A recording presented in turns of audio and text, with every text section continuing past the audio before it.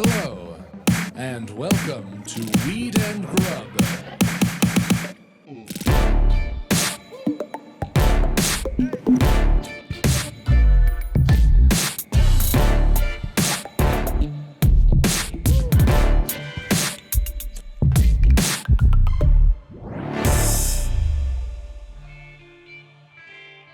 End up getting to the grocery store last night? I did not. I knew neither of us were going to get there. I knew it. Yeah, you know, good intentions. Pave that road straight to hell. I think AKA so. the inside of my fridge. Yeah. Right? I do have a hellacious fridge. I've been on the road so much that when I got back last night, I was like, my choices are to use all the things that I have in my fridge and pantry that I never use, or order like $100 worth of sushi. And both of them are going to take an hour. It just depends what I'm going to do with my time. Well, wait, I need to know, how meticulous are you about cleaning out your fridge before you hit the road for any amount of time? I've never cleaned out my fridge. Oh, so you come back to like green bags of slime in your salad drawer and that kind of thing? Well, because You've never cleaned out your fridge. I thought you meant like peach drippings or like old brie running down the grates of the tops. Is that what you have? No, not at all. Because I shop like for 4 days at a clip. Except for frozen food. And so like I always try and use everything I have in my fridge before I go out of town. But lately, thanks to therapy, I'm trying to not micromanage my own life and overcomplicate things and just let a loose bag of arugula sit around for a minute and not force it down my gullet because I have to come back to a perfect fridge and a perfect bed and a perfect sink and a perfect drawer. Instead, leave a coffee cup out overnight. It's not going to kill anything. Let You're that not arugula bag go full fart. You know what I mean? Yo. Like it's actually okay to let that. And that kind of imperfection, I am feeling less like my dad and more like a separate human being for doing something like that. Okay. So the backfire is when I get home to no food and I have to make myself a fridge bowl that was so revolting yet delicious that I had to send you a pic, even though we just spent 72 hours together. I needed to hear the ingredient list via text. Can you please share it with everyone who's tuning in to hear this absolute fucking travesty of a fridge bowl? If you're not watching our YouTube, go to our YouTube at Weed and Grub. And also, welcome to Weed and Grub, everyone. What up, Mary Jane? How's it going, Mike? Oh, boy. I can't wait to click this picture. Welcome to Weed and Grub, everyone. This is a podcast about comedy, Cannabis, culture, cooking, calling shit out, and absolutely disgusting things that we put in our bodies. Also, beautiful things that we put in our bodies, which we will get to later in this episode. Yes, this is not the creamed corner. No. This is a cremation corner. Cremation Up top. Up top. What did we do to ourselves? We went on a road trip. We came home. Look at that fridge bowl. Man, I don't even know what to say about this. That is some bachelor shit. I wrote down the ingredients. This is a reality show. We got to make a reality show where we go around to single dudes' homes and we have them make fridge bowls in order to like try and impress prospective dates with their like, you know, innovations with what they can come up with in their fridge, you know? Yeah, well, my biggest travesty is I have used all my mayonnaise, sour cream, mustard, ketchup. I have no condiments. I don't even have salsa. Okay. And so I'm like trying to melt cream cheese into a condiment so that I have like a gloop to hold all this crap together. That is straight up psychopathy. One of the craziest people I've ever met, and I will not mention her name because she might come and find me and harm me physically, but she was a very crazy person. And when I met her, you know how I knew she was crazy? How? She offered me cream cheese in my tea. And I was like, get the fuck away. Straight up, back away. Let's put 50 feet between us at all times. I do not feel safe around you. What? Like a cube of cream cheese? I don't know. She just said, I don't have anything to put in your tea, but I can offer you some cream cheese. And I was like, oh no, you are not well. Did her eyes go into tiny slits and a little forked tongue stick out accidentally? Yeah. She blinked this way and then she blinked that way. For sure. Holy fuck. Yeah, she was a wackadoo. So when you took her up on it, how did it taste? I didn't take her up on it. In fact, we ended up in a situation where I had a restraining order against, you know, not her, but we don't need to get into it. It didn't go well. For the cream cheese? Not for, maybe. Listen, I will take a restraining order against your ass if I can get it right with these fridge bowls, Mike. All right, I can tell you want to move on from Yes, I your do. cream cheese tea incident. She was very crazy. So in my freezer, I had vegan chicken strips. I don't like how big the bag is compared to the 6 little strips that are in that bag. I think it is a falsitude. A falsitude? Do you think that the packaging is because they're trying to like package it with a lot of air around it to keep it all safe? Safe from what? I don't know. Right? Your mouth. Yeah, well, in this case, this fridge bowl contains vegan chicken strips, cream cheese cubes, kimchi, leftover wasabi from another sushi order, old arugula, frozen mushrooms, soy sauce, sesame oil, salt.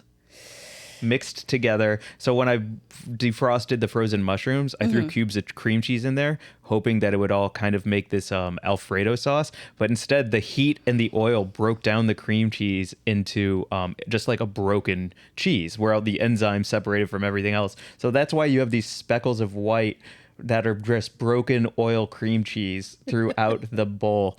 And I ate the whole thing. My big question is, why do you have frozen mushrooms? Because I always have frozen veg on deck. Like But right now, frozen mushrooms is so crazy to me. yeah, they're not good, and there's no way to like make them textural enough that they don't come out as goop because of the frozenness. Yeah. It's really difficult. The water in there is insane. You would have to.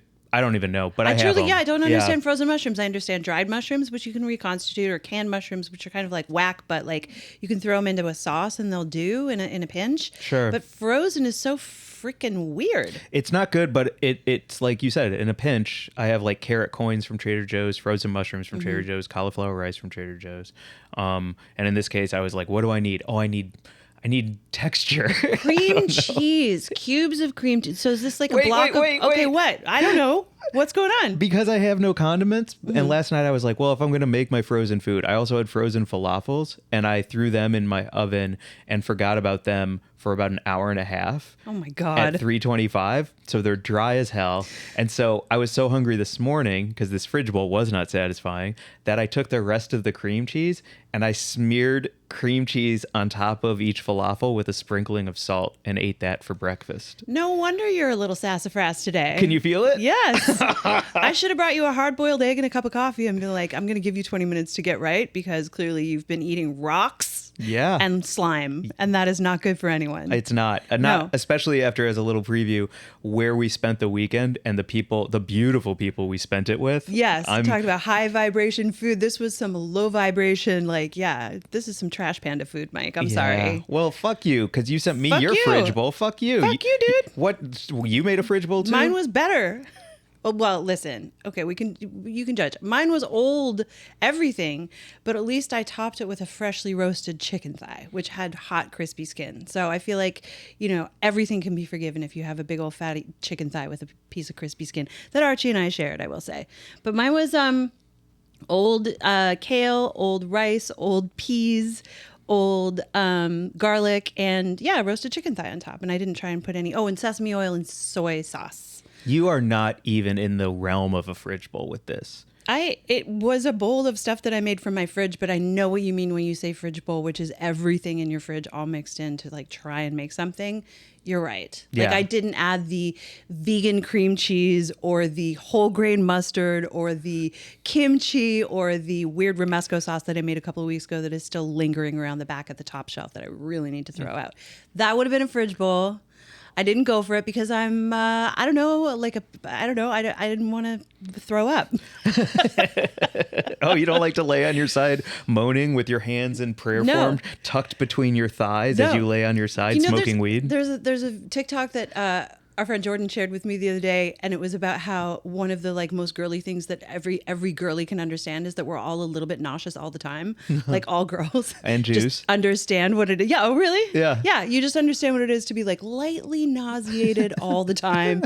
Could be, you're on your period. It's hormonal. Someone said something weird to you. Your mom just called. Whatever it is. But I'm not about to trigger my gag reflex by making my fridge bowl even more disgusting. I feel you. You know what I'm saying? Yes, but Okay. double F you, because you came for me calling me out for having a sloppy fridge. My fridge is bare. Your fridge is stocked filled with mold. What are you talking about? You have so much food in there. Your Tupperware you're a Tupperware glutton when it comes to your fridge. What are you talking You about? have so when much is the stuff last in time there. you were over at my house? You haven't been at my house in like 2 fucking months, dude. You were gone for 2 months and I was there every day. Bro, you weren't at my house every day. I know you weren't because I paid someone to be there every day and he left a fucking crack pipe behind. Like, you were so not at true. my house. Do you want to beep that out and Stop. cut that? You're No, good with that? Okay, that's good. fine. You can't tell lies about having been at my house and you have no idea what the inside of my fridge looks like currently. Period. On that. So, Okay, full stop. no clue. My Okay. fridge is pristine at the moment. My diet has been on point.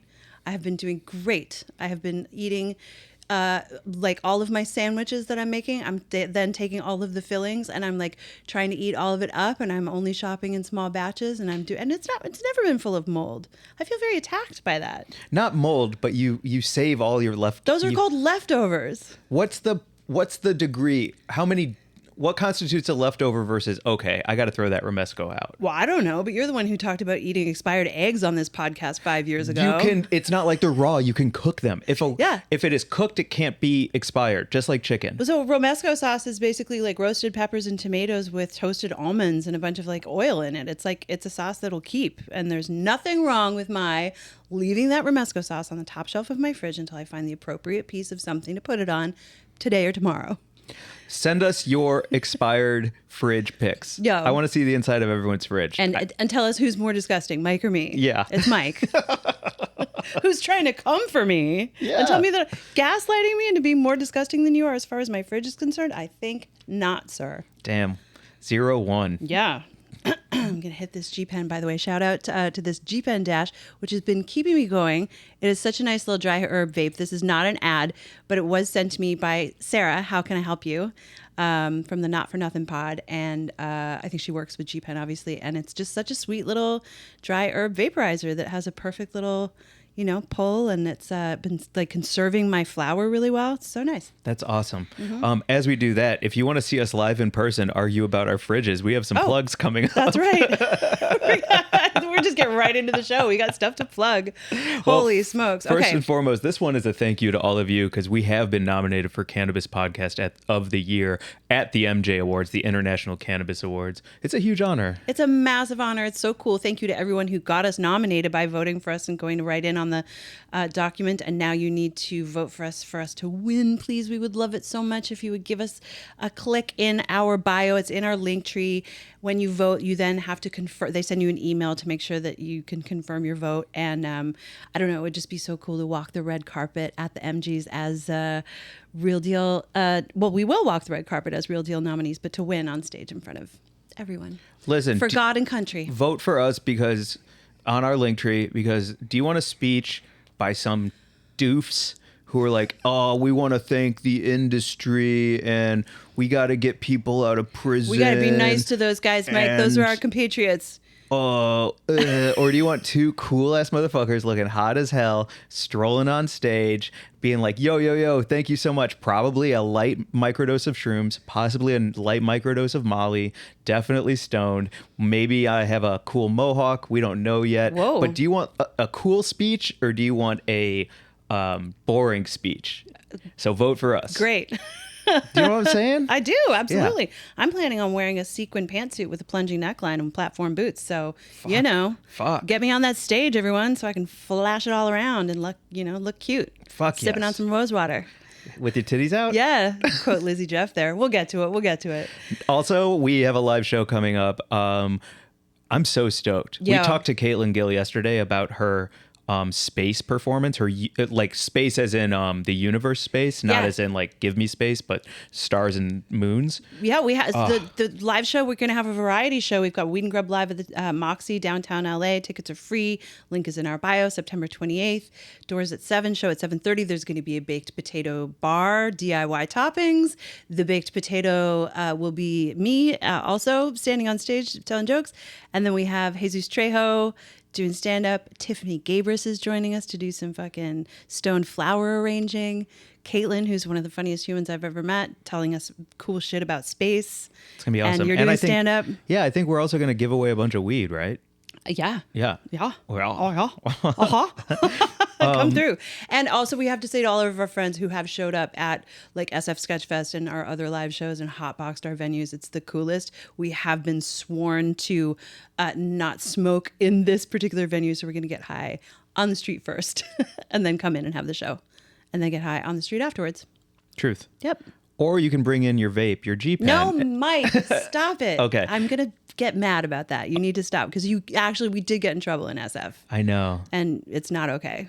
I really crinkle up and my butthole goes tight and my taint gets weird and my nipples feel Ew. yucky. I never want to do that to you. Yeah, I don't like it. All right. It makes me feel sick. I apologize for turning all your parts into raisins.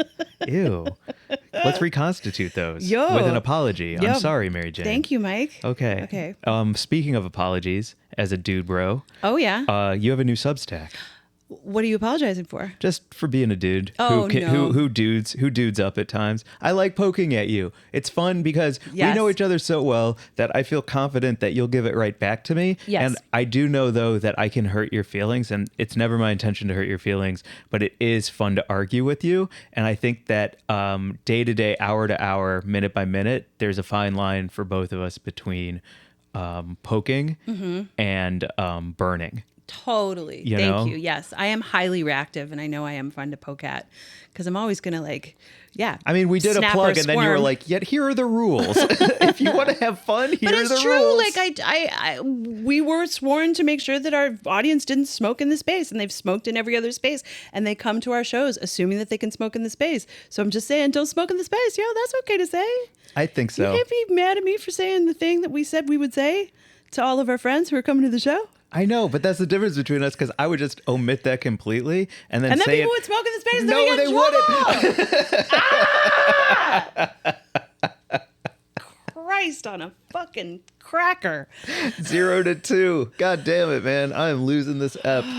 I'm duding out and I'm broing out because I've been watching wrestling, that documentary on Netflix. Oh yeah, what's Yeah, that? I'm feeling very duty. I'm sorry. Let's get to your Substack. It's so good and people are subscribing. I don't want to My take all the Substack space. is largely in reaction to bros, so let's hear about your broing out.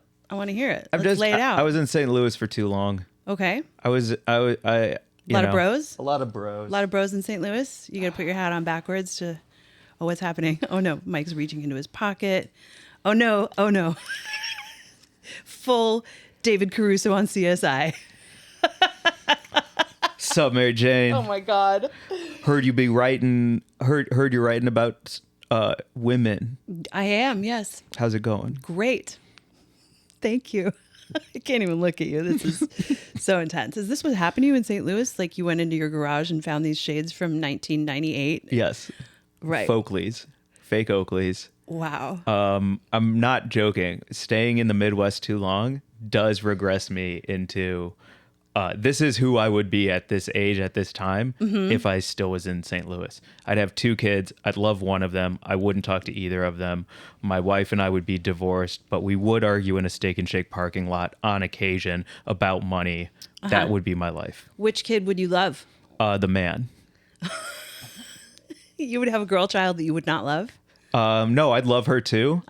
But I she's just wouldn't. like I a would never possession? touch her. You know what I mean? Like I don't know if I'm allowed to touch her and hold her. You're definitely not allowed to touch her, speak to her, really, or Yeah. look at her, Well, I don't want to fuck her up. So or educate her, or make sure she knows her rights. that's why people need to Just go to your ignore her. Substack. But I think that's the thing. That's the thing about like so many men in America is like they're so fucking terrified to talk to their girl children. Yeah. Right? Yeah, I think I would be. That's part of the problem. Definitely. Is they're terrified to talk to any of their children, but like the men are just passing on the men shit that they learned to their male children without taking the girls into consideration at all. Do you think that's part of it? I do, because I can put myself in those shoes and Yeah. absolutely think I would.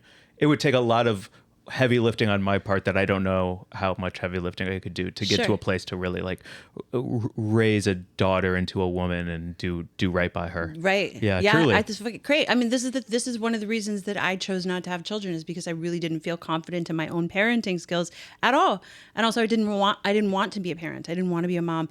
I'm lucky that I had an awesome dad who when I think it came to him dealing with my sister and with me, he was just like, awesome, these are just people. He didn't instill anything in us as far as like being, feminine or masculine. It was just like, are you interested in the world? Do you like science? Cool. Here, let's go over here and catch this fish and then build a fire and eat on this beach and look at the waves. Like, I don't think it mattered to him whether or not we were girls or boys. But that said, and that was really cool. But I think there's a huge, like, dudes not knowing how to talk to girl children. I hadn't even really thought of that too much. That's so interesting. Totally. Yo. As you look at me, can you see two small hoop earrings growing back into the lobes of my ears? Because I used to have them, and a tongue ring. Can you see who you know what I'm saying? I can see that metaphorical puka shell necklace. Is it puka? How do you say it? We say puka, but also I know I'm Canadian. Sean on the river. Yes. So please, your Substack, where can people listen or read it? Because it is so good. On Substack. Okay. And It's the Mail for Me is linked there too. So I basically, was like started the sandwich project at It's the Mayo for Me. If you're not checking it out on Instagram or TikTok, I would love you to go and look at it. I make sandwiches and I talk about sexism and misogyny and reproductive rights and all that stuff. And I'm having a great time with it. Every sandwich is a different topic.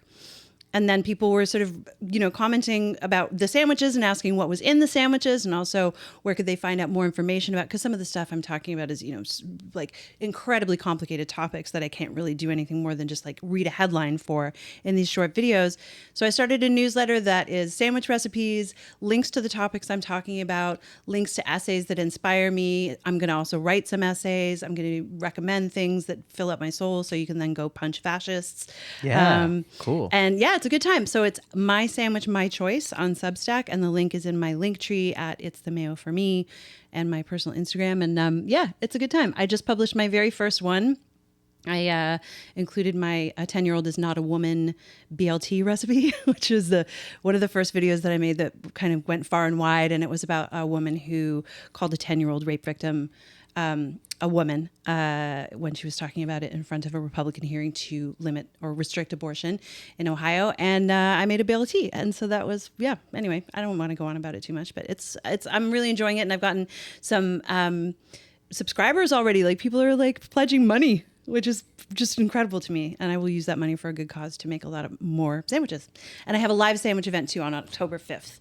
And the link to that will be in my bio as well. Wow. Big sandwich things. Big sandwich stuff. Big moves. That's awesome. Big bread moves.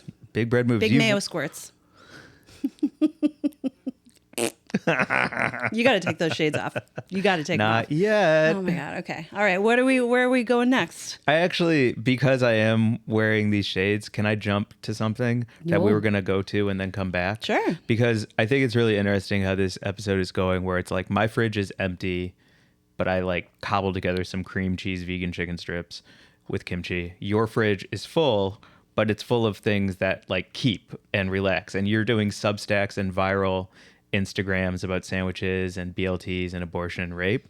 And I'm going viral for holding up a rock and being like, look at this rock, everybody. And I just feel like our complementary, like pairing to each other, me with a cool backwards hat, looking really good in shades. Okay. You know what I mean? Like, and so you do It's the Mayo for Me on Instagram. Yes. I held up a rock. It is a perfect rock.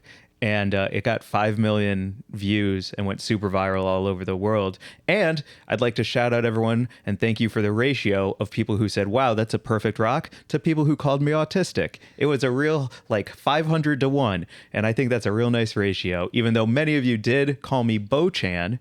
And I didn't know who that was, so I looked them up. Okay. And this is Bo-chan. Who is this guy? So my viral rock video that I spent 11 seconds on and didn't do any research on versus you. What research would you do? Well, I didn't know that you can crack those rocks and maybe there's a fossil inside. I think those are were they talking about geodes?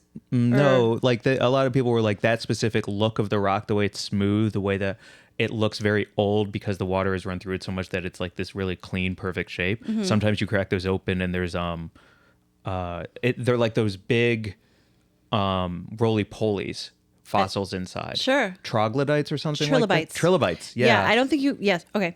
And so anyway, but for all the people who didn't call me autistic, a lot of you did say, look, it's Bo-chan, who is a 5-year-old who seems slow and expressionless, but is actually quite smart and has interests in art.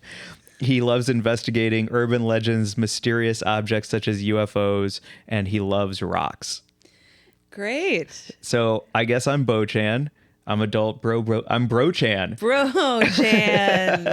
No. That video, truly, I loved it so much because it's so pure of heart and wholesome, and it's what the world needs right now. And that's why it hit 5 million views, is because nobody wants some woman screaming about abortion while making sandwiches. Everyone wants a guy who just picked up a perfect rock on a beach, and the sun, you got like you got a lens flare somehow in there behind you perfectly. And it's just, happenstance muse. It was like a perfect video, because it's how long? 11 seconds of you being like, look at this perfect rock. You look great. You're sort of backlit. You look kind of angelic. It's the whole thing it's beautiful. And that's what people want, I appreciate that. Cats, dogs, rocks. All right. That kind of stuff. Bro-chan is done. Oh, thank God the shades are coming off. I was starting to feel real antsy. Hat's turned back around. I'm back. I'm Mike. The relief that is physically flooding through my body right now is something. I'm gonna hit this vape again. So congrats on It's the Mayo. Congrats to me for being called a 5-year-old expressionless that stung, rock huh? collector. Did Not it? at all. I love Okay. it. I think it's really cool. Yeah, I think it's great. Yeah, I think that's really fantastic. I love it when a guy says on my Instagram that I should be burned at the stake like the hoe I am. That's no problem. As long as we're being seen. Yo. Which also, speaking of being seen, you heard that Jews invented Italian food? That's the craziest attempt at a segue I have ever heard. Speaking of being seen, you heard that Jews invented Italian food. Smooth. Glazer. Real good. In case anyone listening can't tell, we have a list of topics that we're going to get through today, and we're moving on to the next one. Oh, man. Seamless. Seamless delivery. Get at Mike Glazer. He should be your fucking spokesperson because... No, I'm on strike. Holy shit. I could see Alex fucking cracking up out there. Producer Alex. That was wild. I am dying. Holy shit. Okay. Yes, Mike. Great segue, Mike. Yes, Jews did invent Italian food. Evidently. I heard. Sorry, you gotta keep talking. I heard an amazing radio segment on KCRW. Evan Kleiman was... she had a whole section, and there's I really want to dive more into it because I don't know anything about it. But the title of the article on kcrw.com is Discover the Cradle of Jewish Italian Cuisine. And she was talking about how Jewish culture shaped the cuisine, and that there's a Jewish community that has been in Rome for 2,000 years. And of course, makes sense. Ancient Rome, like the cradle of humanity, that's where the Jewish people have been making incredible food, and it has like informed Italian cooking way more than I had ever considered. And it's so cool to hear about like the use of tomatoes and artichokes and all these fundamental aspects of Italian food that we attribute to the Italians. It came from the Jews. Yeah, I think that's really cool too because have you had matzah before? Yeah. Like it's Rosh Hashanah, just the Yom cracker? Kippur right now, so You it's mean? like kind of the time to talk about that, even though that's a Passover thing. Like it all runs together. Yeah, it's that cracker bread. Mm-hmm. And for the way we grew up was my mom would always make us matzah pizza, which would be like tomato sauce, melted cheese, but on matzah. And to me, that's like one of the best thin crust pizzas that you can have. And you can eat like a rack of them. You can eat a whole box of matzah when you make matzah pizza. And so it's cool to like learn that like not only are all cuisines blending together like that, but I can see like where artichokes would come from, like Jerusalem and these delicious meals. I just love the idea that like, our food, which I think notoriously, and I will go on record and say is shit. I'm so happy that we influenced Italian food, which is one of the top tier foods compared to like Jewish matzo balls and gefilte fish. But I think when you're saying that those kinds of foods, like those are specifically like Northern European Jewish food traditions, right? That's like gefilte fish. Yeah, as an Ashkenazi, that's me. Yeah. Were your family from Poland? Yeah. Yeah. So I think like it's so interesting to then trace the other pieces of Jewish food culture and history back to Italy, where I imagine it's like an entirely different series of dishes that maybe you don't know about or haven't tried. Yeah, and as somebody who was anti-birthright because I think it's a trick, and I was hanging out with a bunch of Jews recently, and they all agreed it was a trick, but they all went on it, and they are still friends to this day in their 40s. Yeah. I think going to Italy on a Jewish food tour to Let's learn do the it. history of it would actually be right up my alley because I don't want to go to Israel. I would love to go to Italy with you and like seek out some of these dishes. So let's Yeah. learn more about it. I love that. That's cool. It's Evan Kleinman. You know Evan Kleinman Yeah. on KCRW. Yeah. She had a whole thing. I will send you a link to the. I mean, I don't want to just like bastardize what she was saying, but it was. I just truly had never heard that Jewish people were influential in Italian cuisine. I hadn't either. And now we know. We'll The throw more it in you the know. show description. You Yeah. know what else is in the show description? What? This ad. Oh no. That's another good transition. Yep. Pretty good, huh? Amazing. Segue King.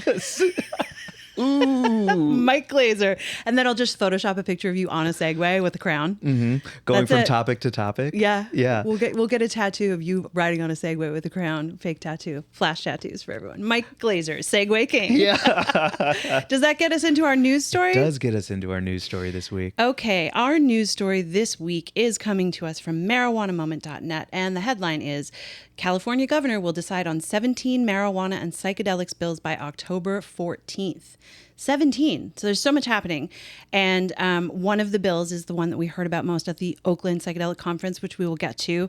We were there last weekend. And it was so interesting to learn more about Senate Bill 58. But there are so many more. So I just wanted to read really quickly through some of the bills that are going to be on Governor Gavin Newsom's desk that he's going to have to make a decision about by October 14th.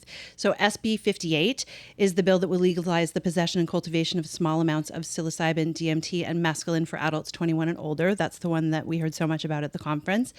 Then there's also SB 700, which is a legislation that would prohibit employers from asking job applicants about prior marijuana use. Great.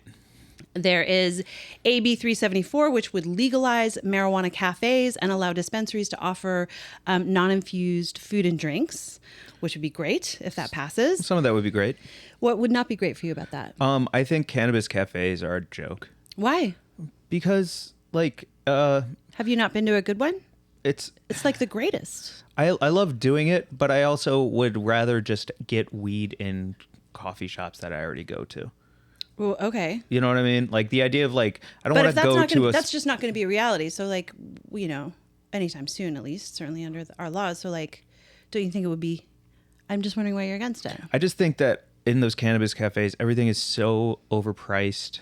Everything I feel like I go in there and I'm not there to get work done necessarily. It's like a great hang with some good friends who want to all pass a bong around and eat some ice cream. Like I'm all about that. But like if I actually want to get work done, smoke a joint, do some writing, do some research, do some editing, whatever it is, I'm gonna go to a coffee shop and I'm gonna step outside on the sidewalk and hit my joint and then come back in. More Right. so than I'm gonna spend $100 on an eighth plus tip to get that cafe experience where I can go do things. It's like I'd much rather, instead of cannabis cafes, I'd much rather be at like a cannabis Dave and Buster's than a cafe. You know what I Okay. mean? Like Sure. that's what I just think it's so very you that you're like, I can't get any work done at this weed cafe. Like, bro, it's not about getting work done. Yeah, It's it about is. like hanging out with your friends and having a nice time. Right. And maybe not listening to birds just screaming like they're dying, like I those know. parrots at the woods. Yeah. Oof, horrible. horrible. But anyway, I'm just like not impressed by the whole cannabis cafe thing. I feel that.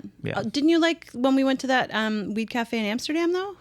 Yes. Yeah. But Like oh that God. coffee shop culture, I think, is what we are severely lacking in here, obviously, and we haven't been able to approximate it because of the insane regulations. But if you go to like a cannabis social club, like Astor Club in New York, or the coffee shops in Amsterdam, it's the most like convivial, chill. It is like hanging at a friend's house. It just happens to also have like a fully stocked pantry where you can, replenish your bowl. Yeah. Yeah. I don't know. But I feel you. Like they're expensive. It's ridiculous the amount of money. Like when we went to the Lowell Cannabis Cafe when that place was open and they were serving food and weed and it was a whole big deal. our bill came. We were like, I don't know. Yeah, for this? Yeah. 100%. The food wasn't that great and the weed was very expensive. Yeah, I think it felt like a cannabis novelty. Exactly. I feel like cannabis cafes are whack, but Okay. the rest of that bill is fantastic about being able to like serve non-infused food and drink so Yeah, that you can at like dispensaries. Yeah, that's so important. Totally. Then there's SB 622, which would change how weed plants are tracked by eliminating those plastic tags, those single-use plastic tags that have to be attached to every plant. There is a bill that would add people 65 and older who have serious chronic illness to use medical cannabis at health facilities, including home health agencies. Currently, only terminally ill patients are afforded that right. This would allow seniors to medicate in home care facilities. I cannot believe that is still illegal. Right. It's wild. There's another one that is AB 1021, which says that if the federal government reschedules cannabis, then California health professionals will automatically be able to prescribe and dispense it, meaning if psychedelics like psilocybin and MDMA were rescheduled, then they would be able to be approved for medical use right away in California. And then there are a bunch of other bills that are going to cross his desk, but those are some of the top ones listed here in this story. We'll link the story in our show notes so you can check it out yourself. There's just a ton going on in California right now, and it was a really cool time to hear about all of it from some of the policymakers at the Oakland Conference. And they also said, what's the first one? SB 69420, the very first bill. I'm not sure what you're looking at here. Where are you looking? The very first one you read. SB 58. 58. The everyone we heard at the Oakland Psychedelic Conference this past weekend said that there are just a myriad of problems with that bill, but also the idea that it's on Newsom's desk to raise awareness, to at least get the conversation in a place where we can do the right bill is kind of, I think, the intention of this one. Like this one is never going to pass, but hopefully some of these smaller bills Newsom will sign, especially if he wants to be president in like 8 years. Maybe that's what he's angling for. You know what I'm saying? Yeah. So like sign some of these babies, get it pushing, and then bring that into the White House. But I think the very first bill, especially that lawyer that we had ramen with after the conference, she said there's some wording in there that's real slippery and not appropriate. Yeah, and I think we also heard a lot of people talking about how everyone's trying to really learn from the failures of the regulated cannabis space to, going forward, hopefully take those lessons and apply them to regulating, decriminalizing, whatever it is they're going to do with psilocybin and other psychedelics. So that is the Grublik Gazette. That's a really good news story. Yeah. I, especially as someone who did a lot of microdosing this weekend and feels really good for it. Good. I'm trying to like preach to my parents, my family, the benefits of like little micro everythings. You know what I mean? You don't need to go into space to feel good. You don't. You know what I'm saying? Especially these little things. Oh, yeah. This was one of my favorite. I brought these actually to show off on the pod, so thank you for bringing it up. This was Inner Space Confections, and this was one of my favorite micro products that I had at the conference. They are making these beautiful bars that, like, every little triangle is just, I don't even want to open it up to take any more out, but every little piece is just 0.1 grams. So you can have one little piece, which I had, and I felt just that like beautiful little light enhancement. And then you can titrate and you can sort of figure out how, because it is relatively fast acting, especially if you don't have like a full stomach and you're just drinking water, you can kind of figure it out for yourself. 2, 3, wherever you feel your sparkle, and then, have a great day. It is truly this incredible new world with all of these beautifully lab tested, microdosed psilocybin products that are available, especially at these conferences, from these small businesses. Mostly, I imagine, with a place like this, that they are actually growing all of the mushrooms themselves and then producing these products. So it's super cool. On that note, I'd like to also plug but not promote, because this isn't an ad. Did you get one of these bars from Supernatural? Yes, I did. You have one there? I do. Yo, so Supernatural, great people. Also, I was they gave me a little tummy pill because they were like, we'd love to give this to you. And I was like, thank you so much. But honestly, like, I don't do big doses of mushrooms because I get so nauseous and then I don't enjoy the trip. And then at the end of the trip, I'm nauseous again and I'm worried I'm going to shit my pants. Like, the whole thing is a mess. And so she was like, no, we'll take this. We take these. And so she gave me, I wish I could remember the name, but there is like some anti-nausea pills that honestly, like, if you did like if I bought mushrooms from you and it came with an anti-nausea pill, I think that would be like a beautiful Was kit. it like a natural, like an herbal supplement type thing? Yeah. Yeah, like not an OTC medication. Oh no, it is OTC. Oh, okay. But I've also heard that papaya or enzymes help with that. Anything. My hope is if any of these bills get pushed through, we can start working with synthesizing like anti-nausea medicine with something like this or anything. Cause I truly feel like I'm not alone in like getting the rumbles from taking mushrooms. I wonder if you not eating those fridge bowls would help. Yes. Warning, do not eat with fridge bowls. Your nausea level might go down. Everything would go down. Yeah. My anger. My blood pressure. My broisms, everything. Which, well, you know what? I'm heated right now, Mary Jane. What's going on? Life is really fun. I'm having an amazing time. Your I'm show touring just got all bumped over up the to the country. fucking main I'm in room the at the main room comedy at the store, comedy dude. store. But I am also running into problems in the world that I find to be unacceptable. Okay. Is it feminism?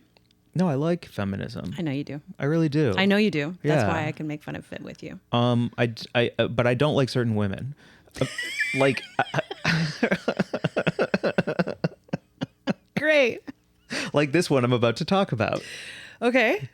Okay, so if you remember from last week, I was sitting in I was sitting in the very front row right before first class on my United flight. 7A. 7A. Mm-hmm. And then a woman, sat in 7B for the entire flight. Right. Even though there was no one sitting in the aisle seat. And I had to sit next to a middle seater who chose to sit in that middle seat. And we ascertained that maybe she was a heartbroken divorcee who didn't know how to move over, and that you, if you had used your words, might have brokered peace. Yes. Instead, I talked about it on a pod to 1.2 million people, and I hope she's also a listener. Because there's another woman. Women and kids. Wow. No flying. No flying. Women shouldn't be able to fly? We just got to drive everywhere. No women in the sky. So I was in 7A, my favorite seat. Good Lord. Stretched the legs, sleep against the window. Okay. There was a man in the aisle seat. He played Candy Crush the whole time.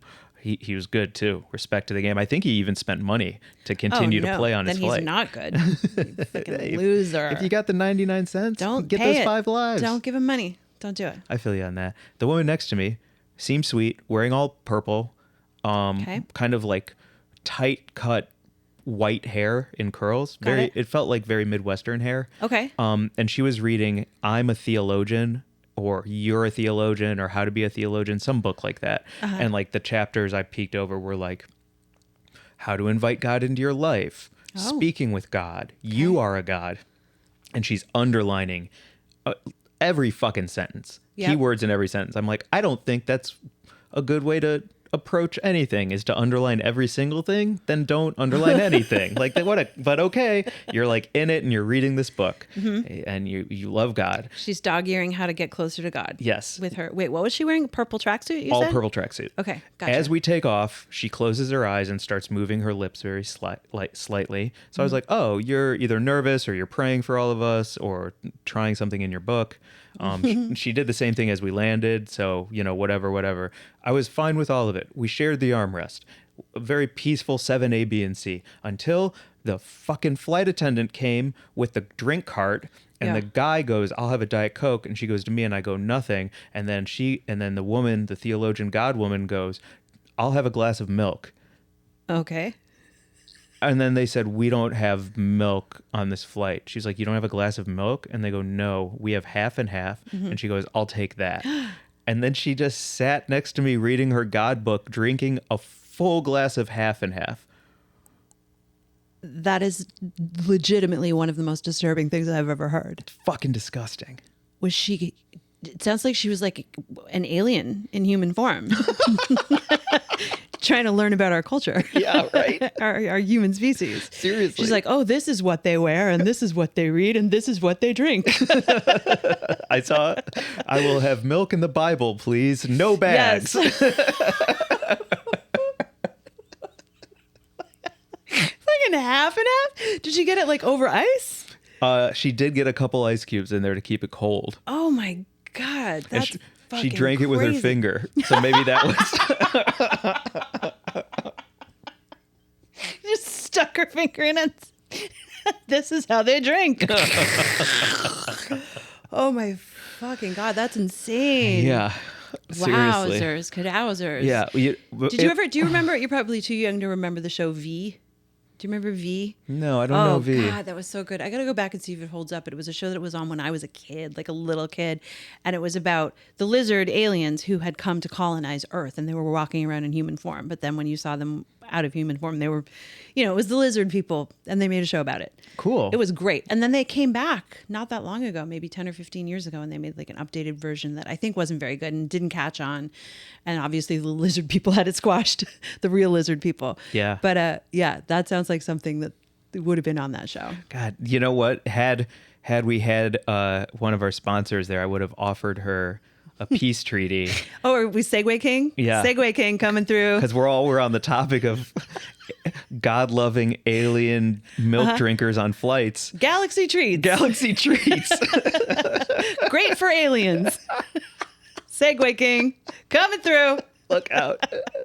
Look out. You can get solar strawberry sour belts. Oh, yes, you can. And Galaxy Treats they're fantastic. They have all sorts of different flavors. They've got Tropical Kush gummies, Blue Raz Rocket gummies, and you don't have to buy the whole galaxy. You could just buy a few planets. You can use the discount code Weed and Grub for 25% off an order of Galaxy Treats. It's they're fantastic, like price conscious line. Check them out. Check them out. Whether you live on Jupiter next to that woman or you live anywhere here in the U.S., they can ship to you. They're 100% hemp-derived products, a delicious way to relax, unwind, and chill. And they're also manufactured in the United States. Turning my hat backwards for that one. Okay. And they're third-party lab tested. Yes. So you can trust their products. And also, there's so many places where like weed ain't legal yet. So, give That's yourself a try with some Galaxy Treats for 25% off. Check them out. Maybe that lady in the purple would have enjoyed some Galaxy Treats, and she could have used the code Weed and Grub at checkout. GalaxyTreats.com. Yeah, if you like our stupid podcast and want to support it, support the people who support us. I don't think it's stupid. I think it's a great time, and I'm having a blast. Segue King coming through. Wait, this is a good place where we could also talk about aliens and conspiracy theories. Whoa, who was that woman? That's the old woman. I took a picture of her. If you're looking at our YouTube, there's a very scary graphic of what this woman looked like. Yeah, I took a pic of her. Wow. That's what she looked like. That looks like me on a makeup class in theater school where I was like, I'm going to do something edgy. Mm-hmm. Half alien, half old. Whoa. Old makeup is so funny because you have to be so good to do it well. Like it has to be so like imperceivable. Otherwise it looks like this. Yeah. Yeah. Like I can't imagine when you went to theater school, if you had to play an old person, how wonderful your theater school makeup looked. I was pretty lucky. I went to a very good school that didn't make us do nonsense like that. Like we all did definitely do that one class where we all learned how to do the age makeup. But I don't ever recall any of us having to do like full old makeup to be on stage in anything. We were just acting. Do you want to hear my old person before we get to weirdos? Sure. Hey. Oh. I'm old. Okay, well, why are you talking so slow? I feel like that's how old people talk. Who old do you know that talks like that? I don't. I love your grandmother so much, and I don't know her very well, but I do love listening, kind of like eavesdropping when she calls because she kind of shouts on the phone because I think she's kind of deaf, right? She's 91 and a half. And she's always like, oh, Michael. How are you doing? She's not slow. She's like, yeah. Oh, Michael. Yeah, I love her. Shout out Sally. Anyway, sorry to continually derail, but no way. You wrote an amazing article. Oh, God. So the alien shit, thank you. Weirdos. Shout out Capetta. John Capetta at High Times gives us both space in the Weirdos column to do a rant or a rave or whatever we're feeling. It's just an op-ed space in High Times, hightimes.com. And it's a weekly column. And this last one, I wrote about conspiracy theories and how they are dangerous. And it was so interesting because I truly didn't write it thinking that it was going to upset people. I mean, I know always, no matter what, if it's a woman talking, there are going to be some bros over on High Times who are like, shut up. I thought this was about weed, not about fucking women and their fucking opinions. That's your bro impression? What's my bro impression? Shut up, man. I'm a bro. Throw them on. Yeah, I don't know why a bro sounds like he's got some kind of weird impediment. Shut up, man. Yo, look at you. Stupid. Opinions. I can't wear those. That legitimately makes... I do... Those nauseous. Talk about... I felt like I was on the Gravitron with those. Stoned in sunglasses. No good. The sandwiches were... The sandwich series was inspired by comments on the sexism piece that I wrote for Weirdos.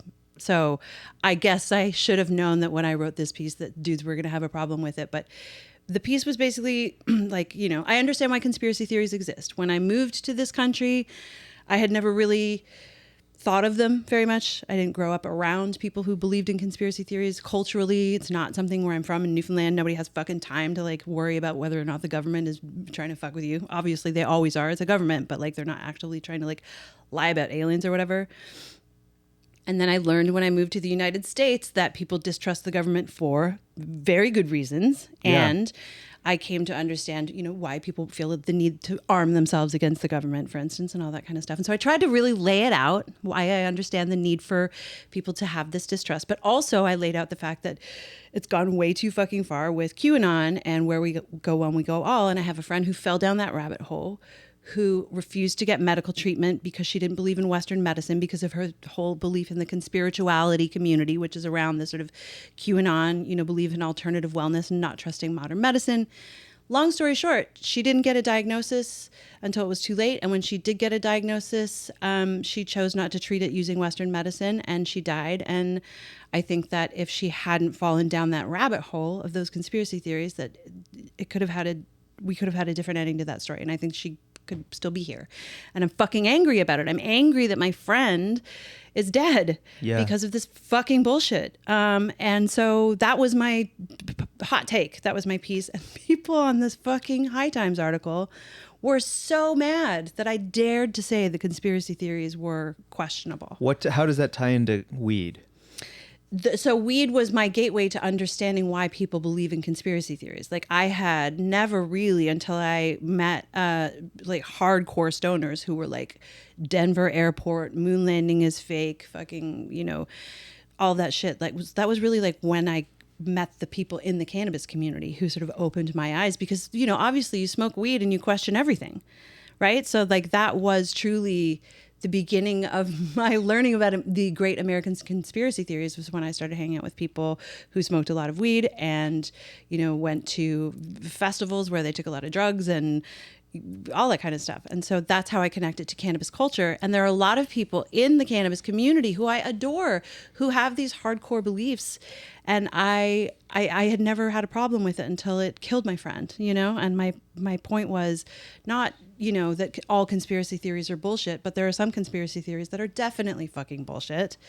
And QAnon is fucking one of them. And it is harming people. It's harming families and it's killing people. Yeah. So anyway, and the bros were incensed and they said all sorts of terrible shit. And then one guy did a deep dive on my personal Instagram and started commenting on like I had posted a picture of a pig that I'd met a while back and he was like awkward selfie and I was like, okay, here we go. All right. This is how weak and threatened they are, is that they feel the need to like do that. And how much time they have to scroll all the way to 2021 to find a picture of a pig to skewer you. Yeah. LOL. And there's just the definition of trolls. I mean, that is literally what a troll is. So yeah. But also like we get into it a lot because I am a conspiracy guy. I don't trust I've never trusted that. I mean, I remember being, 5 years old and saying things like, I don't believe in God, and how could you trust these people? And just like, growing up in a That's just thinking. That's not conspiracy theories. I know, but I just like, I've grown up in this culture and I am a conspiracy. I question a fuckload and I don't trust anything the government says. So I'm not saying I'm a QAnon person, but like, and I don't want to get into COVID. I know we've gotten into all kinds of things about that. But what I will say is like critical thinking is so important. But that's what I'm saying. Critical thinking is fucking important, and it is absolutely essential to question everything. Conspiracy theories are the distillation of a bunch of nonsense to make sense of things in a very simplistic way, and they actually shut out critical thinking.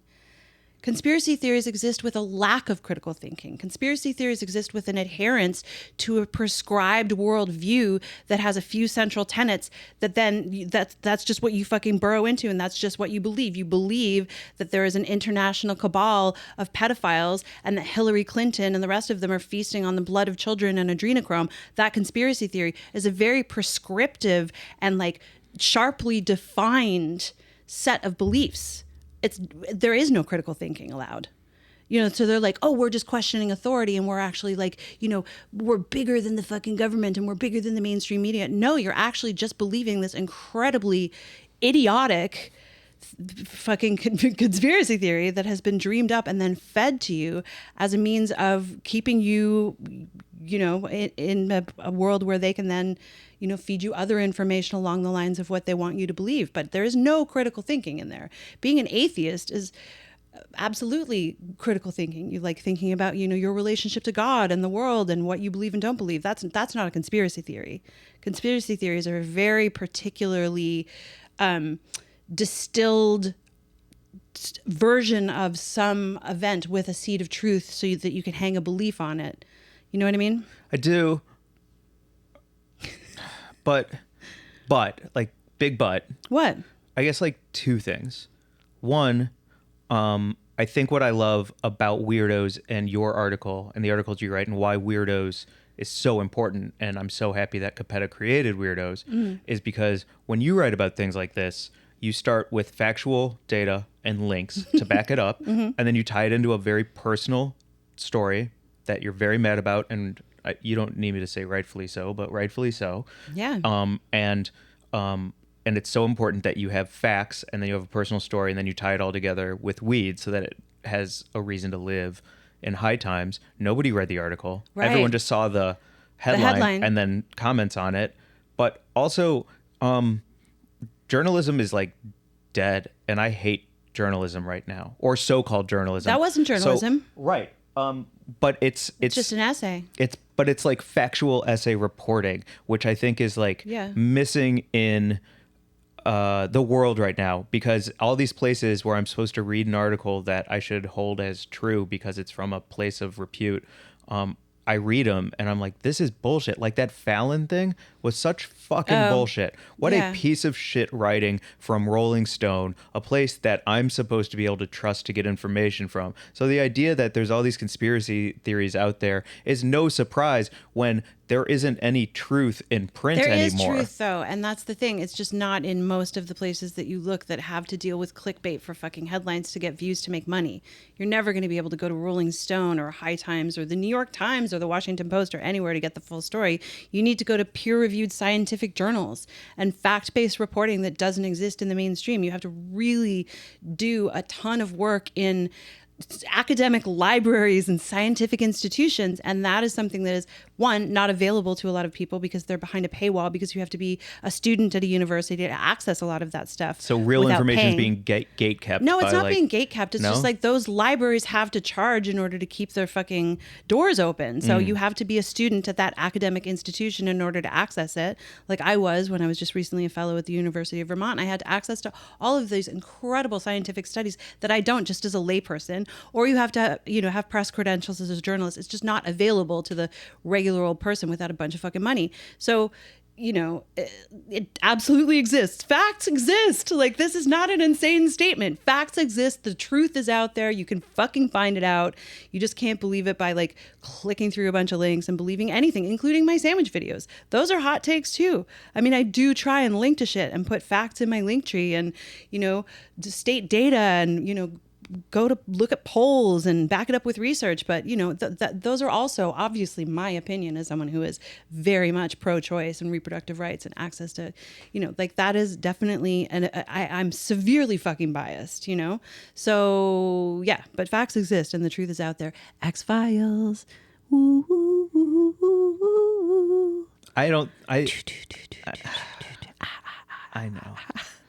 The truth is out there. I know. I just sometimes conspiracy theories suck ass. I don't agree with you completely, but I do agree that like things like QAnon and things do suck ass. Yeah, QAnon sucks ass. Yeah, it's incredibly stupid. I liked when we were talking more about this in Oakland at the Psychedelic Conference, where I started telling you a conspiracy theory that I watched a 10-minute video on while on mushrooms. And I was like, this is a crazy story. I'm going to share this with Mary Jane. And the more I said it out loud, the more I realized how insane it sounded. And as I was telling you that story, I was like, oh, no, this isn't real. Like, this is a spun yarn that I was fully invested in. And now I'm speaking as fact out loud to Mary Jane. And the more I'm saying, the more I realize how insane it sounds. The antidote for so many conspiracy theories is just truly to say it out loud to a person in real time and be like, oh, wait. I think so. You really think they're drinking adrenochrome? Like, although I will say that the thing that you told me about, I then went and looked at, and I actually believe it. I do. I believe that story. You do? I do. Okay. Yeah. She seemed like she was telling a real story. Let's leave it vague. Okay. I don't want to fucking promote it. Okay. Because I don't know if it's real or not. Well, how do we segue to the next topic, Segue King? Because I do believe in Comet Pizza. And they have a basement door behind the basement door, and that's the one that guy should have kicked in to save those children. There was no basement. That was part of the problem. That's what they want you to believe. There was no basement at the place with the pedophile ring in the basement. There's zero basement. They moved it. Oh my God. What do we got next? Oh, well, speaking of cosmic people, Prince. How did this even come up? I think I just told you the story while we were driving from Oakland, and you were like, you have to tell that story on the pod. Yeah. Is that right? Yeah. Or about just like, I don't even know. Do you want to tell it, or do you want to hold it for next week? No, let's look at this beautiful picture of Prince. My God, what a fucking, like, look at his beautiful face. And I got to see Prince live, and I can't remember how this story came up, but you said I should tell it on the pod, so I will. What were we talking about, though? It came up because I'm on a podcast this week. You can find it on my Instagram. But I was talking a lot about how I loved the Insane Clown Posse. And I was going to Insane Clown Posse concerts in St. Louis.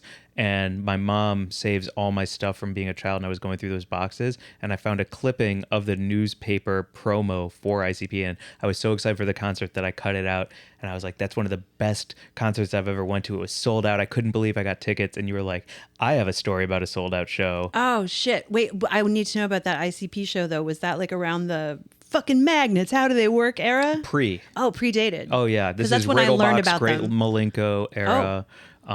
Deep cuts. Yeah. This is old school. Pre Cave and Rock Juggalo Fest. What are their names? Violent J and Shaggy Dog? Shaggy Too Dope. Oh, I did okay, though. You did great. I got like 3/4 of the way there. Yeah. Look how mad you are. You know. Dumb girl. Look, had I stayed in St. Louis, let me oh my add God, to it. the shades are coming back out. I would be this dude. Okay. I would be this dude. And you would call me a dumb cunt for getting that wrong? No, I wouldn't use the word cunt. Why not? I don't like it. I think it's really rude. Such a good word. And then I would have a Psychopathic Records Axeman on my bicep. Fantastic. For ICP. And you could always see it poking. You could always see the running legs poking out from underneath my Stone Cold Steve Austin 316 shirt.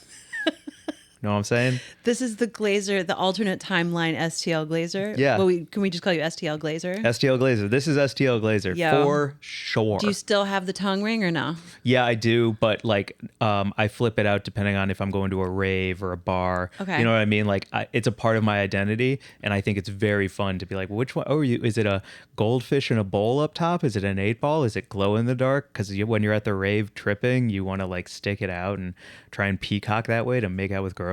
Like, yeah, I definitely still have the tongue ring. What girls were into the tongue ring? It was such a fad that I don't know if they were into it and I was into it. I don't know if it felt good to either of us. It was just such a thing that was important to have. Yeah. That overtook any like good idea of it being like of value. So you made out like full on sucked face with girls when you had your tongue ring in. Yeah, it was an absolute opening for me to suck face. Okay. Yeah. And how did that work? How did it feel? Kind of like you had something stuck in your teeth. Yeah. Yeah. Not hot. Not hot. No. You like go down on someone, you're like, oh, they want this on their clit. And I don't think any woman, I don't know. Or maybe I'm bad at, I don't know. But it was I don't think it was worth the squeeze. Yeah. Yeah. Was it incredibly painful to get it? No, not at all. No. Yeah, no. I've heard it's incredibly painful. Well, you have a weird pain threshold. I feel like your pain threshold is like not normal. Yeah, I don't want to talk too much about it, but it's gotten me like Yeah. in Well, when I trouble punched with, you like, in the nuts doctors and yesterday, stuff. it was like you just didn't even flinch. I came, but I didn't flinch. It's gotten you in trouble with doctors? Yeah, because they're like, "How are you doing?" And I need help, but like the pain for me is like a 3. But I've also talked to other people, and they're like, "Oh no, dude, that's like a 6, 7 in Okay. like for other people." That's so interesting. So- I wonder if you took a break from weed, if your pain tolerance would change. That's a great question. Yeah, I have a friend who smokes hella weed and she shattered her wrist in a bike accident. And when she was getting it put back together, the anesthesiologist was like, I cannot get you anesthetized to the point where I need to get you to how much weed do you smoke? And she was like, all of it, all the time. And so, it really does actually interfere with, or not interfere, but like it does affect your pain threshold and tolerance for anesthesia. Yeah. Pros and cons, huh? Yeah. Because like, we have so many friends who use it for pain management. Oh but my then God, when yes. when it Chronic comes time pain to for like all sorts of stuff. have So my many. shoulder surgery. Right. Damn, interesting. I didn't know that. All right. All right. So is that the Prince story? Segue King. Well, for your ICP story and seeing them live, one of the greatest things that ever happened was when I was living in Seattle and I couldn't get tickets to this Prince show. It was sold out, and I can't remember the name of the theater, but it was like a 2,000 person theater. It was really small, and Prince was coming to town. And I didn't have any money, but I got all dressed up and I went down. Someone suggested to me, they were like, just go down, look cute, and someone will pick you up and you'll get in. And I wore these crazy awesome pants that I had that were bright red with black velvet brocade, flared leg, platform boots, black corset with a mesh shirt under it so you could kind of see my boobs, but they were also just like a little bit, like the whole thing. I felt super hot. I was in my 20s, and I went down and stood in front of this theater while everyone was going in, just hoping that someone would be like, hey, I got an extra ticket. Sure enough, this guy comes up and he's like, I've got an extra ticket. And I was like, okay, bro, ready to, do whatever for that ticket, I guess. And he was like, and this is my pregnant wife. And I was like, yeah, like I won the lottery. I got to see Prince with this super nice guy with his pregnant wife. There was no strings attached to that ticket. Their third just hadn't showed up. They had great seats. It was an incredible night. And I saw Prince in concert in a really small theater. Maceo Parker was playing. The whole thing was just magical. He was in his era where he was not playing a lot of his old hits because he had gone full Jehovah's Witness. So he wasn't doing any of his sexy stuff, which, I was a little disappointed to not see some of the, songs that I really wanted to see, but still, it was fucking amazing. Damn. Yeah. That's beautiful. And I didn't have to suck his dick. That's also not beautiful. Prince's or the guy who gave me the ticket. No dick sucked. No dick sucked. Nope. Oh, wow. That's high vibration. Yeah, it was high vibration. That's awesome. Let's move on to that. Yeah. What a weekend. Thank you, Reggie. And also, thank you, Reggie. Yeah. Reggie at Oakland Hyphae. Follow Reggie and everything he's doing with his organization. He's throwing psychedelic conferences. This was his third Oakland Psychedelic Conference. Bigger and better than ever. There were 8 or 9 tracks of seminars over the weekend, filling 2 different buildings and several rooms. There was a vendor area where people were popped up with all kinds of offerings, wellness and psychedelics and products. And there was like a guy who's doing like healing vibration stuff. And the whole event was packed. Yes. I learned so much about policy. I learned so much about sex and psychedelics. I learned so much about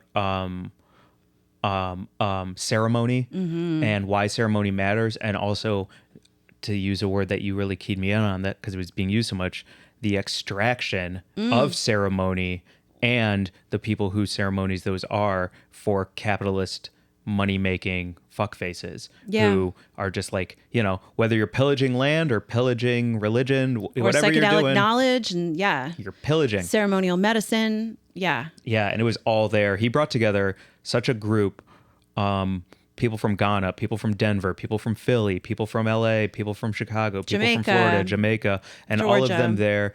And the speakers were incredible. I feel different leaving there. I don't know how else to describe it, but I feel different, more tapped in, a little more high-minded, and fucking angry and excited. Angry and excited is a good combination. Yeah. I feel a little bit changed by some of what I heard. I definitely felt called upon by a lot of the speakers who were largely BIPOC women in some of the seminars that really changed me, who were saying, we need all of you white people to listen and uplift our voices and hold space for us and speak out when it's appropriate, but also really just hear what we're doing and help us get this message across in whatever way you can, using your privilege, whether you have the money to help us access these spaces that we need to be in, or whether you can just provide the platform or whatever it is. And I just kept hearing that over and over and over again about how they're really calling on all of us to use our platforms for sharing these stories that we heard so much throughout the weekend. It was like, the Why Ceremony Matters panel, I think, was one of my favorites. It was for Indigenous women speaking about the various forms that psychedelic medicine takes in their communities, and how it, like to hear the sort of anger that they expressed themselves with, also with just like this motion, like they're not sitting in anything, they're moving the conversation forward, and they're bringing their knowledge and their power to the conversation, and they're just asking us to like hear their stories and keep like holding space for their stories to be heard by the people who are like, quote unquote, making decisions about fucking psychedelics and legislation and law and money, and pay them. Yeah, and fucking pay them. Yeah, there's no pride in being poor. Right. Pay them. Yeah. Get them involved. Pay them. If they've dropped a Venmo or a Cash App, look it up. Send them some fucking money. Especially if you're asking them to explain, medicine and ceremony and culture to you. Yeah. Or if you're some doof who is like, oh, I went to Jamaica and hung out with some Rastafarians, and now I'm creating a retreat run by Rastafarians in Jamaica. And I'm like, yeah, you are. But who's on your board? Mm-hmm. What kind of ceremony is happening? Who, like, are you just like taking a big old chunk of the pie because you're a money man and now you're like running this thing, this racket? Or are you like fully embracing, elevating, and moving forward Indigenous conversations to the point where you are using the money for good and not charging people $5,000 to go to Jamaica and trip balls? It's so funny. You make me think of this person, like totally unrelated to the conference, but a few months ago, I met someone who was a very white person who was talking about how he had distilled all of this knowledge and was going to publish a book. And I was like, oh, what is, tell me some of this stuff. And it was just all Native and Indigenous ceremonies, including ayahuasca and meditation practices and spiritual practices. He was like, and I'm going to write a book. And that was what one of the women on that panel said. She was like, oh, you fucking show up and you like learn a little bit about our, culture and our ceremonies. And then you write a book, and then you hold that book up as sort of an example of the fact that you have this knowledge and you've somehow captured it in this like publication. No, that's not fucking yours. It's not yours. So It's just, yeah. I ran a secret poll all weekend that I was waiting to tell you about. Okay. I asked everyone how they feel about Michael Pollan. Pollan? Pollan. Mm-hmm. And the 99.9% consensus is fuck that dude. No. Did you really ask people? 100%. Oh, you really did? Yes. Interesting. Yeah. And they were all like, oh, because he did a bunch of drugs and then wrote a book, and now he's an expert who talks about how I discovered this and I realized that. And like, it's like, yeah, white man making points to let other white people feel comfortable coming into our space because he says he is the leader of all of it. Bullshit. Interesting. Bullshit. And interesting. It made me so it's because of that ceremony conversation where Canyon is her name, went off. Canyon with a K. Canyon with a K. Go to @Canyon Consulting, check her out. And the consensus was like, oh, that dude, like, yes, in the heyday at that time, amazing timing. All of this is on the forefront. Nothing is happening yet. Like the conversation hasn't even really begun. But now, go away. Yeah. Go away. Now it is time to listen to the people whose communities have created what we are benefiting from in Western culture. Mm-hmm. Yeah. Or let me rephrase that. Don't go away. Make room is maybe a better way to say it. Hold space. Hold space and elevate. And don't guard the microphone like it's your fucking cock. Yeah, hand the microphone over. That was really fascinating. There was a policy panel that was like all panels, diverse as hell, and several people with different perspectives on the issue. SB 58 in that case, I think is what they were talking about. And the two loudest people on the panel were both white men. And finally, one of the panelists was like, "Yo, stop! You need to stop talking and hand the microphone over." And it wasn't super aggressive even. It was just matter of fact. And Yes. it was like, yeah, okay, let's all be a little more self-aware. Yeah. We're talking about big ideas. Yeah. And Reggie created a place for these big ideas to be shared by people who might have differing viewpoints, but that's also the point. Yep. These moderators are prepared. These people on these panels are experts. We're having real big conversations about big, important topics. That means everybody should be able to talk on them topics. Right? Yeah. Yeah. So for the most part, everyone did a great job at it. And when they didn't, they got called out. They did get called out. And that's a good thing. And that's something that we all need to be more comfortable with too, is getting called out. And then rebounding from it. Like, I want to say that just like on the record, that's something that I am trying to do, is become more resilient and rebound from moments where I feel like I've been criticized or called out by someone, and say, okay, I heard you. I'm going to sort of like metabolize it and then hopefully come back with a broadened perspective. And the next time I won't make the same mistake. But if I do, I'll know immediately how to correct. And I'm just going to be more flexible and resilient and stronger for it. Yeah. I'm not going to be wounded and like fucking, licking my paw in the corner and being like, someone was mean to me because they said that I needed to shut up. Good. Yeah. Yeah. Thick skin, strong morals. Yeah. Or Truly. not even, I want to think of it like not as thick skinned, because I don't want to be a rhinoceros about it. I want to be like permeable. I want to be pierced by ideas. I don't want to be thick skinned. I want to be like what the fuck is his name? First Man. What did First Man say to you? First Man, who is a Rastafarian guy who was building all sorts of like ceremonial stuff in Jamaica and retreats. And he was part of that panel that we saw, and he came off the stage, and I just said that was so interesting to listen to you talk. And he turned to me and he said, knowledge is a curse. You need to be empty. And then he laughed and he said, be the light. And then he walked away, and I was like, all noted. And yes. Yeah, I love that. And I do want to be, of course, I'm full of opinions and piss and vinegar and all sorts of stuff. And I feel like I know a lot and I have shit to say, but also just the idea to like, just be empty when you're when you're hearing someone who has indigenous fucking wisdom or just a lived experience that's not yours. Just be empty. Don't have an opinion about it. Yes. Very cool. I love it. Yeah. Do you want to get to Buzz of the Week and fan letters? Yeah, let's get to fan letters. Okay. Because we got to wrap this baby up. Oh, our cream corner. Oh, yeah. Oh, real quick. We have to talk about it. Lizzie Jeff. Everybody follow Lizzie Jeff. She's the rap priestess of Zen and Kush.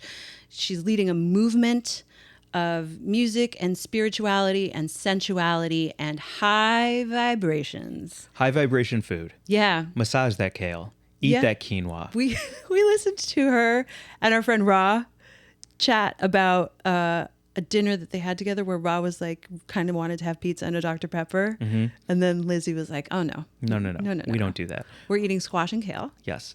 Our skin is gorgeous. We are moving through the world at our highest form of self. Look at this body. Goddamn. Look at this face. Yeah. So I pulled up the high vibration food pyramid. Okay, good. And for our cream corner, I just thought, because also, we want to look our best for when we win an MJ for Best Cannabis That's Podcast. right. That plunging sequin neckline pantsuit is, So in my low future. karma food and high karma food. Okay, let's And hear I'm just going to do it real quick. Okay. Low karma food is stuff like dead flesh. Okay. And I love how this is my kind of food pyramid. Yeah. Not the FDA approved, like sweets are at the top and we need to eat nothing but bread. You know what I mean? Mm-hmm. Bullshit. The bottom of the food pyramid is death, low karma, dead flesh. That's meat, pizza, burgers, hot dogs, lamb, duck, veal, shrimp, lobster, bottom feeders, dead animal tissue. That is the bottom of the pyramid. Got you. Also, the top of the pyramid is your highest form of self. That's why the food pyramid is so fucked up. The top of the food pyramid is like sweets. And I don't even know. Oh man, the USA food pyramid is like the bottom is like bread, gluten, shitty shit for you. And the top is sugar? And the top is sugar because it's the smallest. It's right. not the closest to God. Right. Oh. How stupid is that? It's terrible. Right? The food pyramid is nonsense. And then after that, animal discharge. Okay, so dairy. Dairy, Got scones, donuts, milk, cream, butter, eggs. And then foods from earth is in the middle. mostly vegetables, beets, sweet But it says potatoes, that they're yams. often cooked and they lose their life force. Yeah, which I Okay. also thought was interesting because I was talking to one of the best mushroom cultivators out of Minnesota, and he said, interestingly, when we do indoor grow, we can make the mushrooms a lot more potent, Okay. but you don't get messages from nature because those Oh. are being distilled and squeezed out for the potency of the trip, whereas wild mushrooms are a much more medium to low trip, but you get more messages from nature because they're not being squeezed out by the indoor. I feel that. I love sun-grown cannabis. Yeah, as opposed exactly. in sun-grown over indoor anytime, all the time. Yeah. So I thought that was really cool. Yeah. Interesting way to think of it. And Yeah. then above that, foods from trees, eaten raw, blueberry, coconut, pineapple, peach, raw nut, orange, banana. Above that, the superfoods. This is where Okay. life force comes from. Raw chocolate, seaweed, almonds, raw cacao, spirulina, lemons, goji berries, limes. And then above that, chemical sunlight, which is like wheatgrass, chlorophyll, essential things. Wow. Pretty fucking cool food pyramid to live by. It is. I definitely am going to take some notes from that. I did just look up. I've got some stuff going on with my bod and my health. And I was like, what is going to benefit me most? The Mediterranean diet was what was suggested to me for my current stuff that I have going on. And I feel like, which is, high protein with fish and then a lot of vegetables. And I feel like I'm going to keep eating fish. I'm not ready to go full vegetarian or vegan yet. But I mean, my body is craving red meat all the Oh, time, and interesting. it actually is helping my injuries in a lot of Okay. ways. I'm like, so whatever my body needs, I'm giving it, but it doesn't need a fucking cookie. Even though at Bristol Farms, it is buy one, get one cookies this week. oh shit, we got to go. Let's no! wrap this up. No, Mary Jane, you've lost the thread. All right. Listen, while we were at the Oakland Psychedelic Conference, you went off to the after party. I went back to the Airbnb and I stopped and I got myself not one but two ice creams to get into bed with my edible and eat. And I ate both of those motherfuckers in one fell swoop. Well, that is your superfood. Yep. It was great. Do you want to read some fan letters? Yeah, let's read some fan And letters. do some buds of the week. Okay. Listen, are these fan letters, you could have been the bud of the week, but you didn't send me a package with snacks and stickers and stuff in it. So listen. step up your No, this step is up so your game. it's so nice to hear from friends. We are always so grateful. Don't listen to Mike. To hear from folks who like the pod and who, for instance, like write in for us to be nominated for the EmJays and who do anything for us, who are in touch with us. Wait a minute, I in just any realized way. something. What? We don't have a mid-roll this week because this is dropping tomorrow. Okay. So when we paused for that mid-roll, Oh yeah. there's nothing that's going to be there. Great. Last minute stoned realizations from the Segue King. Okay. Let's get to these All right. fan letters. Well, I'm glad everyone now Now that we realizes have what the fuck happened. two We'll just have to people put in a listening. little sound. Okay, listen, we're always glad to hear from anyone. Don't listen to Mike. You don't need to send us stuff. Just write in and tell us how you're feeling. This is from Jordan. Jordan says, "Hi, Mike and Mary Jane. I'm a big fan of the podcast and I got into it by happenstance. And apparently I'm someone that uses the word happenstance. I am new to weed and haven't smoked in many, many years. I was just curious what you would recommend for someone who is just getting into it and where to begin.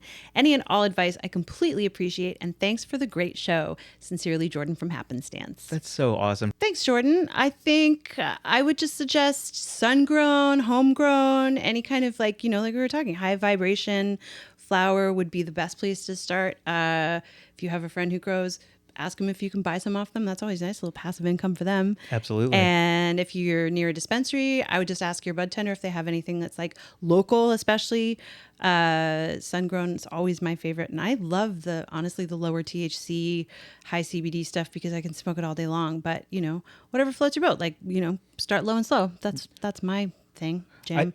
I know that this isn't the exact answer to the question because we're talking about flour, but Galaxy Treats is a sponsor and it can be shipped anywhere. So if you want to use something like Galaxy Treats and see how it goes, also low and slow. But for me, sun-grown is absolutely my favorite because I can not smoke it all day, but I can like smoke it and not feel so high that that's the end of the day. Mm-hmm. You know what I'm saying? And also, there's something about like this kind of vaporizer versus I don't know, like a glass piece or a bong that I'm really enjoying because I use less weed Yeah. and I feel the effects faster and I'm actually like less anxious and more chill when using something like this, and I'm not sure why. I like it because it's so smooth. It's not hard on the lungs at all. Like, I'm actually not smoking a ton right now because I'm trying just not to inhale any smoke.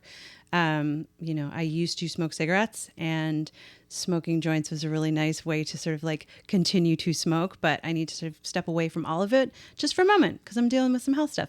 So this vape is great, but also, tinctures, edibles, get it in your body in any form. It feels so nice, especially to learn what level of weed in your system makes you feel sort of like the most relaxed while also still feeling productive. Like, that's something that I dialed in for myself kind of late in life.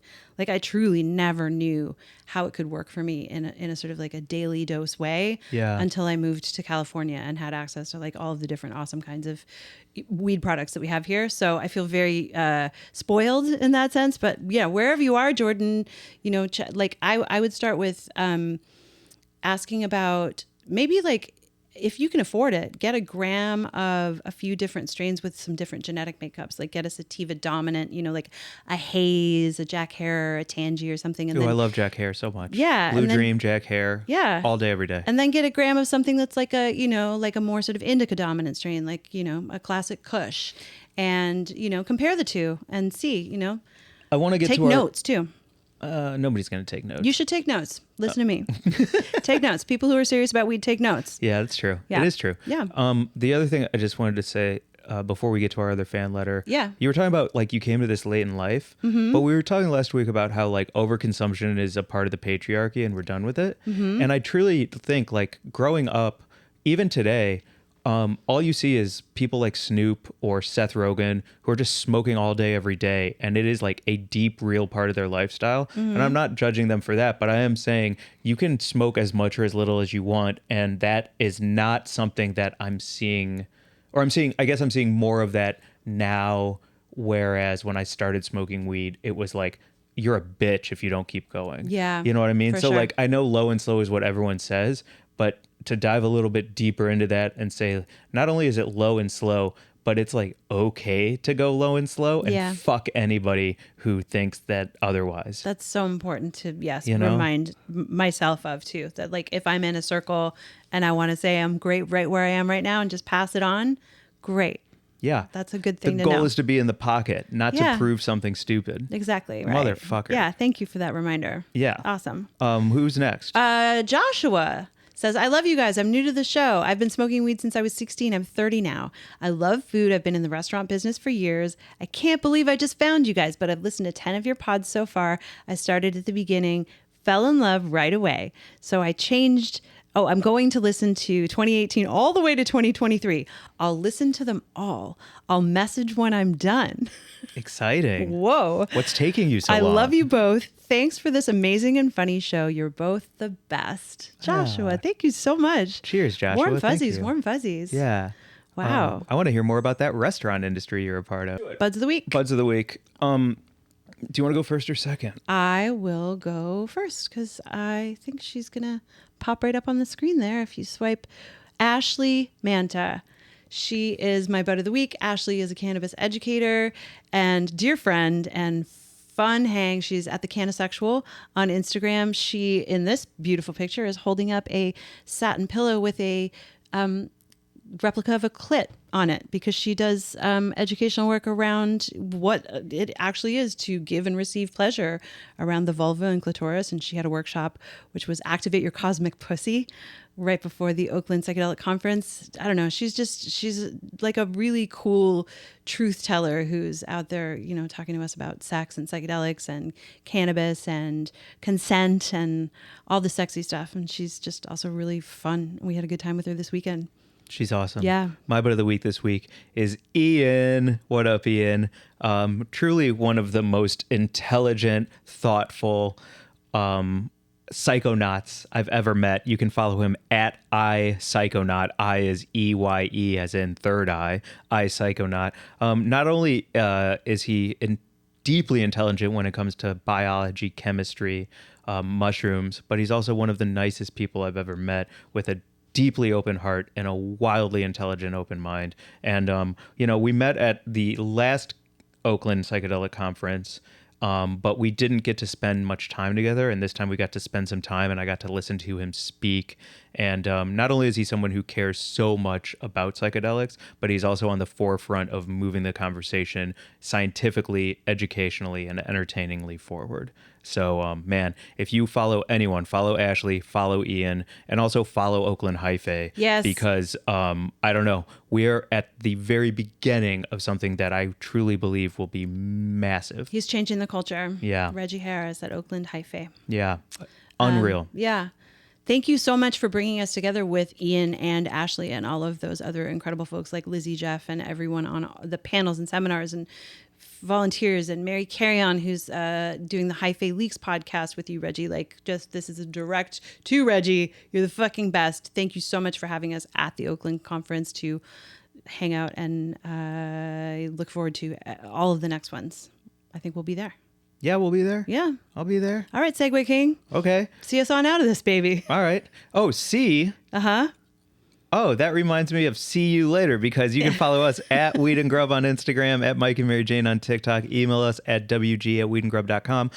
Send us another fan letter. Send me some snacks at wg@weedandgrub.com, and also leave a review on iTunes, Spotify. Click 5 stars. It goes such a long way. I'm so glad we're reaching new people with new ears, and more to come. And if you're listening to this the day it drops, Wednesday, September 20th, Mike is in the main room at the Comedy Store tonight with a fucking phenomenal lineup doing stand-up as he was born to do. Go see that motherfucker. And I'm so excited for you, Mike. Have a great show. Thanks, everyone. Bye. Bye.